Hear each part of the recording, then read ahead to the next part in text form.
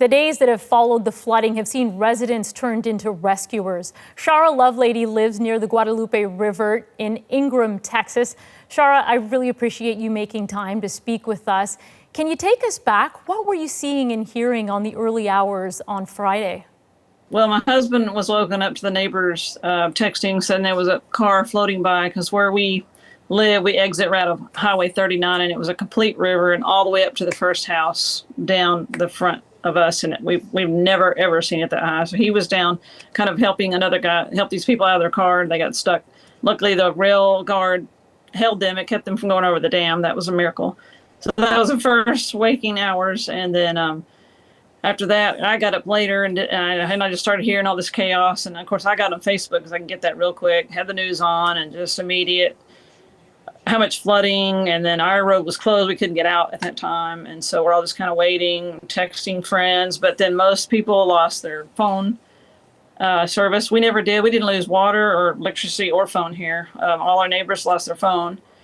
And it was just immediate chaos. And then I'm thinking, oh my gosh, I need to text, my friend, people who live on the river. And then I started getting texts from family members. It kind of spread quickly. So it was just instant chaos, like what's happening. Yeah, it sounds incredibly surreal, having a car floating by and getting people out of their cars. You've posted some videos showing the aftermath. What is the extent of the damage in your neighborhood? So yeah, the images that I posted on my Facebook are just not even 2 blocks each way. That's as far as we would go. We weren't worried about going further. So that's within walking distance of both sides. So it's very close. The images are quite startling. Sharra, I want to just take you back. I had mentioned that you had mentioned that you and your neighbors came together to help save 2 people that morning that were in a moving car. Can you tell me what was happening there? What was the scene? The neighbors called down and said, hey, we got somebody down here. And it turns out we actually knew them. It was really strange. They knew, that we were supposed to have bad weather, so they were trying to get to San Antonio to the airport, and they wanted to get out, and there wasn't water on the road. And I mean, they don't live, 5 miles. They don't live that far, but they're trying to beat it.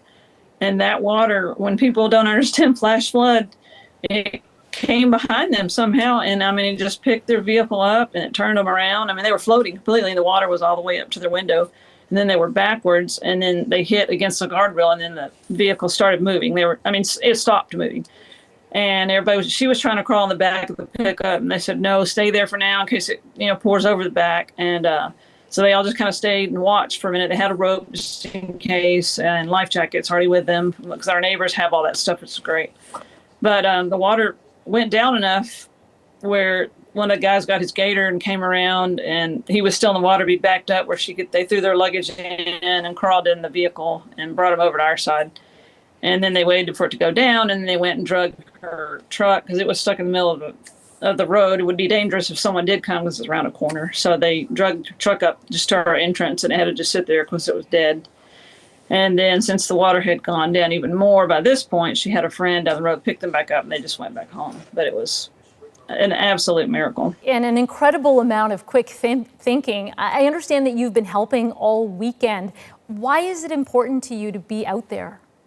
Just because we know so many people. And when they opened it up to the public yesterday for the search and recovery, I immediately went. And because, there was somebody that was missing, we knew it was a young man, 26 years old, who homeschooled with both my kids. And he was missing at that time. And you just hope when you go out and do something like that, you want to find somebody. You want to help the family have closure. And I mean, just out there hours and hours of trying to peek through, because the trees are still whole, but they're all down. So you have to pull the branches back. I mean, I'm so sore today, I can't move my arms or I'd be working again, but you're just trying to get to the bottom of each pile. Is there anything? Just look. And it's just important to help all these. There's so many missing that they need help looking, and I wanted to be a part of that. Sharra, it is incredible, the efforts that everyone is making there. I know this must be a lot to process. How are you doing? Okay, it's incredibly chaotic because and where we live is also the exact where they took all the girls out of the camp. Well, they took them out by helicopter. Well, we're right en route of that. So whatever day that was, now I've lost. Day before yesterday, there was like 15 helicopters, and they were dropping them off right down the road because we have a fire department there, and then they were taking them to their parents. So I mean, it's just constant helicopters, sirens, all kinds of mess like that. And then even yesterday, after I was worn out, covered in mud, in my rubber boots, I'm trying to get home. Massive traffic, and I thought, what in the world's going on? Well, they had predicted another river was fixing to come up, and they would not let me home. They weren't letting anyone cross. So, you know, that proposed a whole other distress, and I didn't know what to do. I went to a friend's. I had to call my husband because he was here. So it was just one thing after another. It was like, you know, you're already worn out and you're hungry and you can't get home. It was just like, what is happening here? Cops everywhere, people arguing, trying to get home. You know, it was a lot of chaos, but I understand the police were trying to keep everybody safe, especially going the way we live, because Hunt is after us, you know, and Hunt was hit real bad.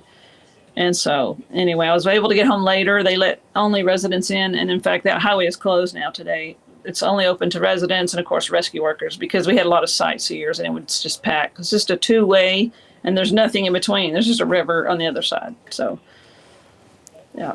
It really is a lot to process, Sharra. I can't thank you enough for making time to speak with us. Our thoughts are with you and your community, and we hope you stay safe. Thank you very much. Appreciate it. Sharra Lovelady in Ingram, Texas.